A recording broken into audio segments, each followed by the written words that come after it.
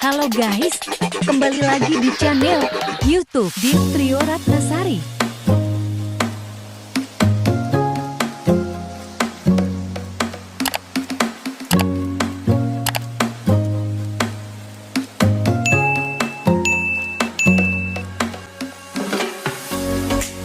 Assalamualaikum warahmatullahi wabarakatuh. Berjumpa kembali dengan saya Dina Trio Ratnasari. Di video kali ini saya akan membahas tentang psikologi pendidikan.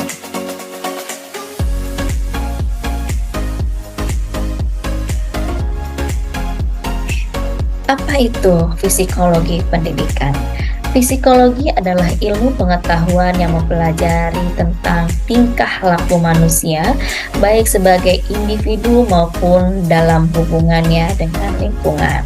Tingkah laku tersebut berupa tingkah laku yang tampak maupun tidak tampak. Nah, contohnya, karakter atau tingkah laku manusia ini sangat unik dan berbeda-beda.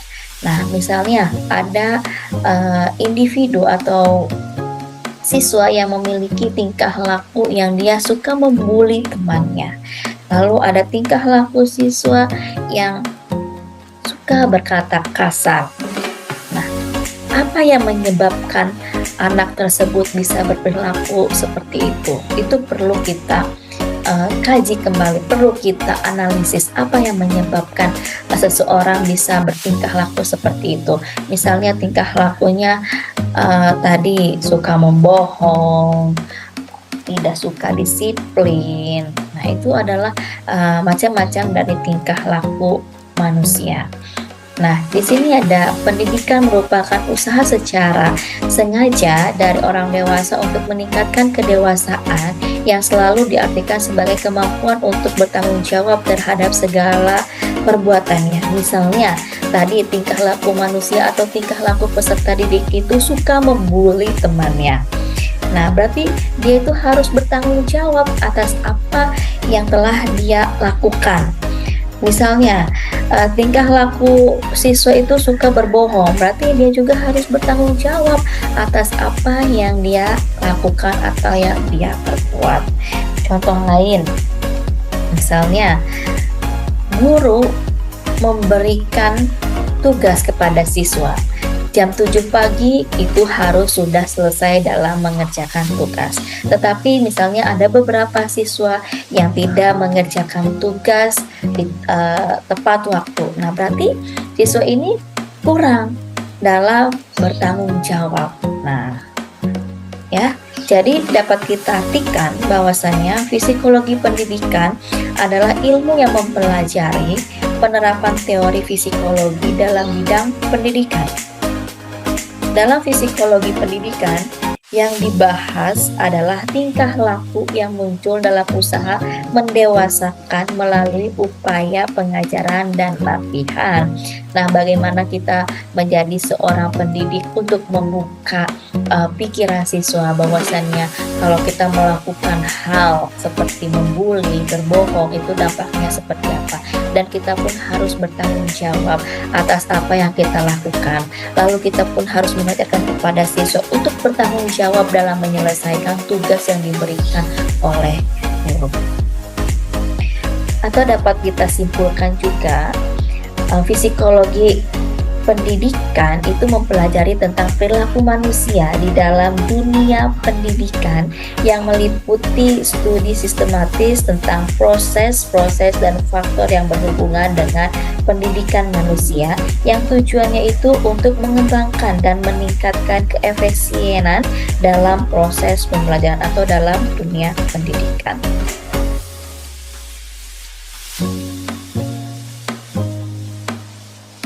Di sini ada ruang lingkup psikologi pendidikan. Pada dasarnya, psikologi pendidikan mempelajari seluruh tingkah laku manusia yang terlibat dalam proses pendidikan. Manusia yang terlibat dalam proses pendidikan ini adalah guru dan siswa. Maka objek yang dibahas dalam psikologi pendidikan adalah tingkah lakunya. tingkah laku siswa yang berkaitan dengan proses belajar, dan tingkah laku guru yang berkaitan dengan proses pembelajaran. Sehingga objek utama yang dibahas dalam psikologi pendidikan adalah masalah belajar dan pembelajaran. Nah, di sini guru dan siswa sangat berkaitan erat, ya. Bahwasannya di ruang lingkup psikologi pendidikan ini mempelajari seluruh tingkah laku manusia dalam proses pembelajaran, ya. Nah, bagaimana proses pembelajaran ini agar efisien dan berjalan dengan menyenangkan? Berarti harus dilihat dari beberapa aspek seperti siswanya, gurunya, lalu tingkah laku siswanya.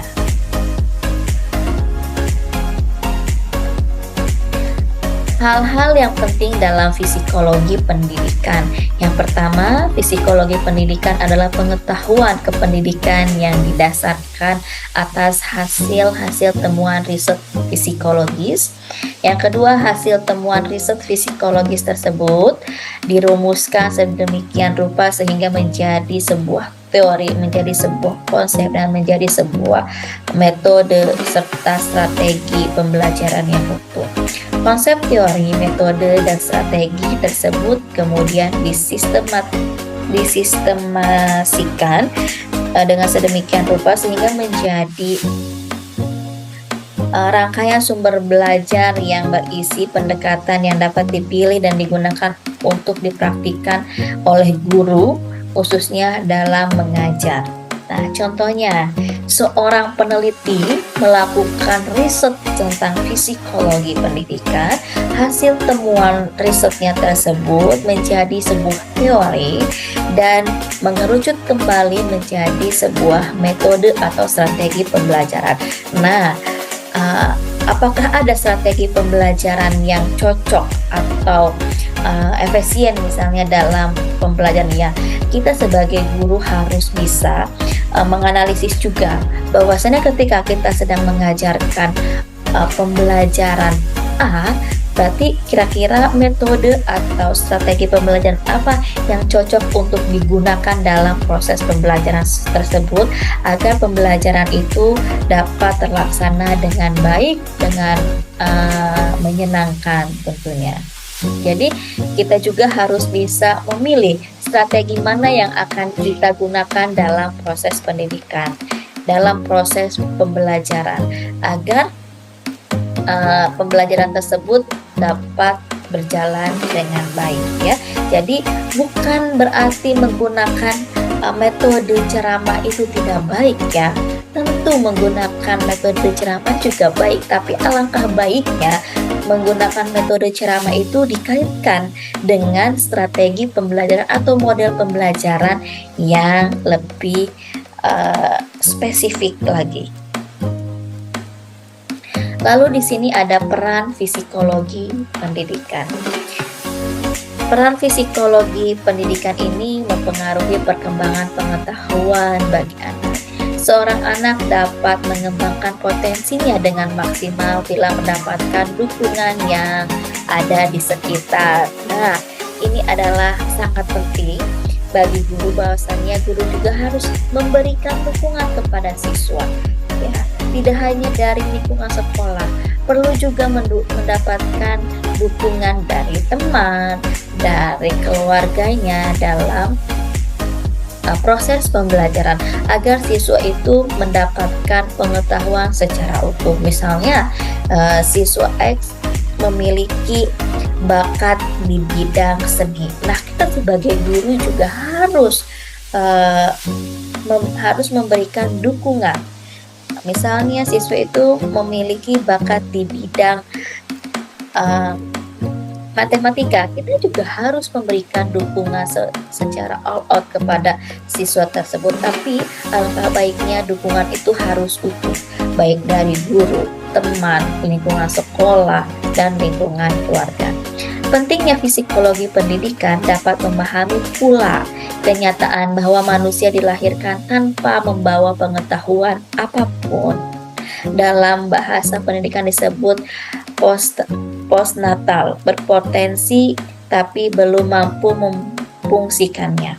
Kemudian memahami tahap perkembangan menuju kedewasaan, baik dewasa secara intelektualitas maupun dewasa secara psikologis. Artinya manusia mampu memfungsikan panca inderanya, kemudian menyadari akan perbedaan diri untuk mengemban amanat dan tugas kehidupannya. Ketika siswa masuk ke sebuah instansi di mana tempat Anda mengajar, nah, siswa itu belum memiliki ilmu. Nah, ilmu itu harus diisi oleh kalian sebagai guru. Diibaratkan gelas kosong yang harus diisi oleh air. Nah, yang memberikan air itu siapa? Yaitu adalah guru atau seorang pendidik. Nah, tapi bagaimana cara kita sebagai pendidik harus memberikan air tersebut adalah air yang jernih, air yang bersih. Nah, atau disebut juga dengan ilmu yang baik, ilmu yang tidak salah. Makanya kita jangan sampai salah dalam menyampaikan ilmu kepada siswa. Kenapa? Karena apabila salah itu akan terus diingat oleh siswa, ya. Karena masa pertumbuhan anak itu daya serapnya sangat peka sekali. Jadi jangan sampai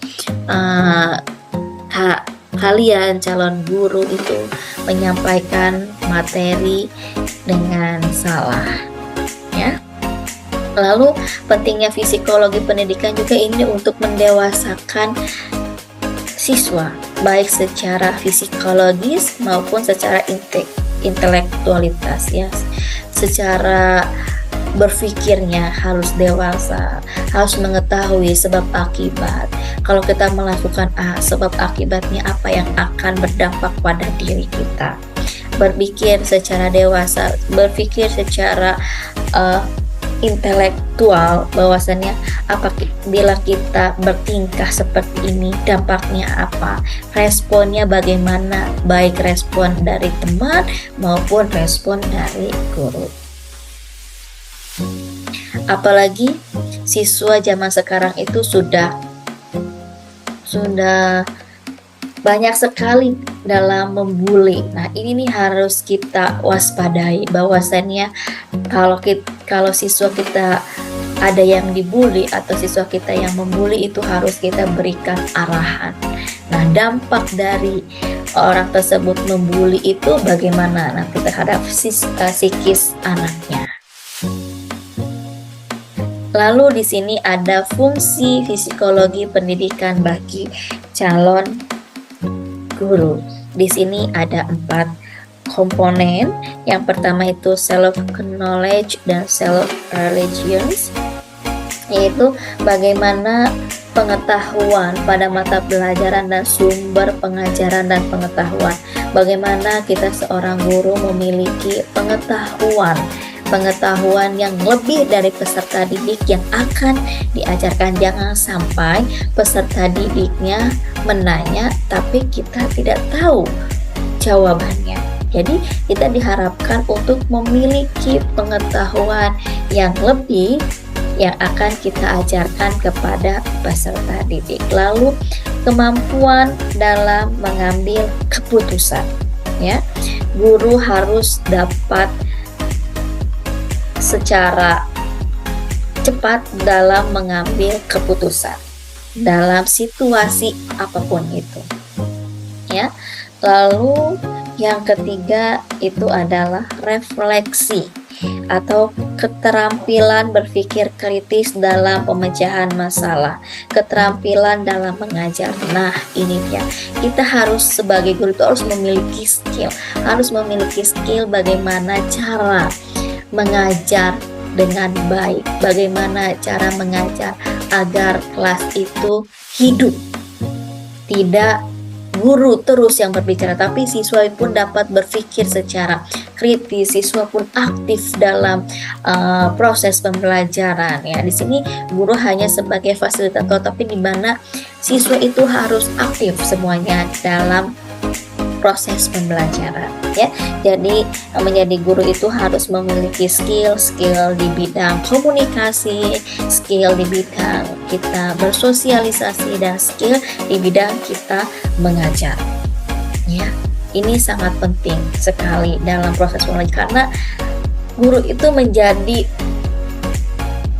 tombak atau ujung tombak dari kemajuan suatu pendidikan. Jadi kalau gurunya nggak benar, nanti bagaimana generasi kita ini ya. Jadi guru ini harus ingat, kalian ini adalah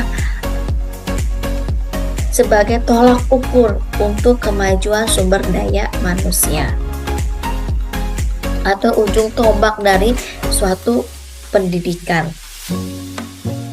Nah, serta yang terakhir adalah aplikasi of education research, di mana guru juga tidak hanya tidak hanya mampu dalam mengajar, tidak hanya mampu dalam memecahkan masalah, tidak hanya mampu dalam berpikir kritis, komunikasi, tapi guru juga harus terus melakukan riset.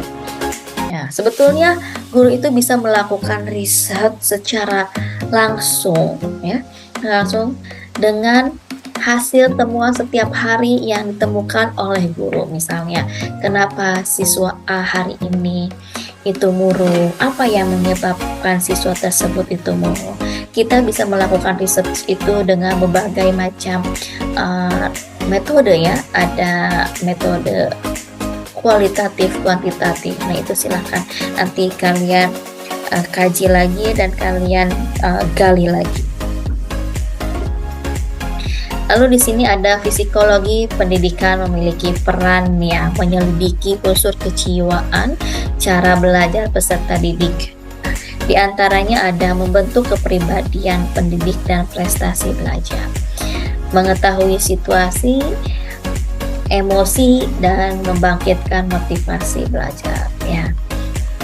Jadi kita sebagai guru harus dapat membangkitkan motivasi belajar siswa, harus bisa juga meredam emosi siswa. Tidak hanya meredam emosi siswa ya, bagaimana kita juga dapat memanage untuk meredam emosi kita ketika kita menemukan siswa yang hiperaktif, misalnya siswa yang susah diatur, siswa yang berbohong. Kita juga harus bisa memanage emosi kita. Lalu kita juga sebagai guru harus mengetahui situasi siswa yang dialami saat ini, hari ini itu seperti apa. Lalu membentuk kepribadian pendidik dan prestasi belajar. Nah, membentuk kepribadian kita sebagai pendidik. Nah, ini sangat penting. Kita ini harus memiliki kepribadian atau kewibawaan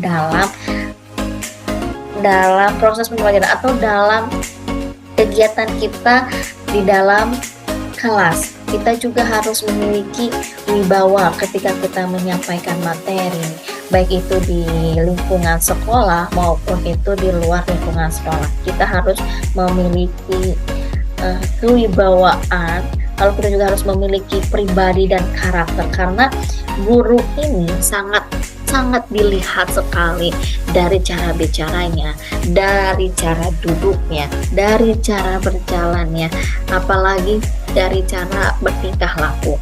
Jadi ketika kalian ingin berbicara frontal, nah itu harus bisa menjaga emosinya. Ini dari 4 poin ini sangat berkaitan ya. Dan prestasi belajar, kita juga sebagai guru, baik itu untuk diri kita sendiri, kita juga sebagai guru harus terus belajar ya, karena guru juga perlu untuk terus menggali potensi yang ada yang dimiliki oleh guru untuk terus memberikan yang terbaik untuk siswanya, baik itu untuk siswanya, baik untuk dirinya. Guru juga harus terus dapat berprestasi di segala bidang tentunya ya, baik itu di dalam keorganisasian, dalam suatu kependidikan, maupun dalam prestasi siswanya itu semuanya memenuhi standar KKM misalnya. Jadi dari 4 poin ini sangat berkaitan. Yang pertama itu membentuk kepribadian, tidak hanya untuk gurunya ya, tapi siswanya juga, kita juga harus bisa membentuk kepribadian seseorang atau kepribadian siswa kita itu baik ya. Lalu mengetahui situasi, kita juga harus mengetahui situasi siswa yang dialami siswa saat ini seperti apa, karena individu itu berbeda-beda, setiap individu itu berbeda-beda, lalu setiap situasi juga berbeda-beda ya, setiap lingkungan itu juga berbeda-beda. Jadi kita sebagai guru harus mengetahui nih situasinya saat ini sedang apa. Nah, apa nih yang harus kita lakukan? Tingkah apa nih yang harus kita lakukan? Action apa yang akan kita lakukan ya? Jadi harus mengetahui dulu situasinya seperti apa. Misalnya situasi kelas ini sedang panas, kira-kira bagaimana cara kita untuk mencairkannya? Kita harus membaca dulu situasi kita. Oh, situasi lingkungan ini sedang tidak baik nih. Nah, bagaimana cara kita masuk untuk mengambil tindakan, mengambil sikap ya. Nah, ini emosi. Bagaimana kita juga sebagai pendidik harus bisa meredam, memanage emosi kita ya, agar tidak meronta-ronta. Lalu bagaimana juga kita supaya bisa memanage emosi peserta didik kita ya. Lalu bagaimana kita juga sebagai guru dapat memotivasi belajar siswa. Ini penting sekali, harus disampaikan sebelum proses pembelajaran. Jadi di awal pembelajaran itu kita harus memberikan motivasi kepada siswa. Setiap hari kita harus memberikan motivasi kepada siswa. Kenapa? Karena manusia itu sifatnya berubah. Manusia itu sifatnya berubah. Hari ini dia memiliki semangat yang tinggi, belum tentu besok dia akan memiliki semangat yang tinggi. Makanya harus diberikan motivasi sebelum pembelajaran dimulai. Nah, memahami guru, apa sih manfaat psikologi bagi guru? Guru itu harus dapat memahami perbedaan siswa, karena setiap individu itu berbeda-beda. Manusia itu unik ya, tidak bisa disamakan ya. Manusia itu memiliki kemampuan yang berbeda, tidak bisa disamakan siswa A dengan siswa B. Tapi kita harus paham nih perbedaan siswa. Misalkan si A itu memiliki bakat di bidang seni, kita juga harus dukung siswa itu. Ada siswa yang dia bakat di bidang olahraga, kita juga harus bisa mendukung siswa ya. Jadi kita harus memahami semua perbedaan anak didik kita di sekolah, harus tahu supaya kita tahu permasalahan yang dihadapi siswa ini apa. Kenapa kok siswa ini tidak suka dengan pelajaran matematika? Apa sih yang melatar belakanginya? Oh, anak ini tidak suka nih berolahraga. Apa sih yang melatar belakangnya? Oh, anak ini pendiam dan sebagainya. Kita harus memahami perbedaan siswa tersebut. Lalu manfaatnya lagi untuk menciptakan iklim belajar yang kondusif di kelas. Nah, ini juga sangat penting bagi guru ya. Bagaimana guru ini dapat menciptakan suasana belajar yang efektif, efisien, menyenangkan. Nah, bagaimana supaya siswa itu dapat nyaman kepada kita, sehingga dia mau diajar oleh kita, sehingga dia merasakan, oh saya senang diajar oleh Pak Anu, saya merasa cepat paham kalau diajar oleh Pak Anu, karena Pak Anu itu pembawaannya sejuk, pembawaannya tuh terlihat wibawanya saat menyampaikan. Nah, ini harus diciptakan oleh seorang pendidik, oleh guru. Untuk memilih strategi dan metode pembelajaran. Nah, ini sebelum kita akan melakukan pembelajaran itu yang harus disiapkan oleh guru. Yang pertama adalah membuat rencana pembelajaran, yang kedua itu menyiapkan media pembelajarannya, dan yang ketiga juga menyiapkan strateginya. Nah, dalam strategi misalnya tema lingkungan, saya ini harus menggunakan trik atau teknik atau strategi apa yang pas tentang tema lingkungan. Misalnya saya mau bereksperimen nih, atau saya mau langsung membawa siswa ke alam. Nah, ini juga guru harus banyak membaca referensi, harus disesuaikan juga dengan tema yang akan disampaikan ya, karena tidak semua metode itu bisa masuk di dalam pembelajaran. Jadi harus kita tahu dulu, oh metode START ini cocoknya pada tema apa atau materi apa. Oh misalnya metode atau strategi jigsaw ini bagusnya cocoknya di materi apa gitu ya, dan sebagainya. Ini banyak sekali untuk strategi dan metode pembelajaran, banyak sekali bisa kalian cari di berbagai sumber terpercaya. Terima kasih. Nah, semoga video yang saya paparkan tadi bermanfaat, dan mohon maaf apabila banyak kekurangan, kesalahan dalam penyampaian, karena kesalahan itu datangnya dari saya dan kelebihan itu datangnya dari Allah Subhanahu wa taala. Saya akhiri, wabillahi taufiq wal hidayah. Wassalamualaikum warahmatullahi wabarakatuh.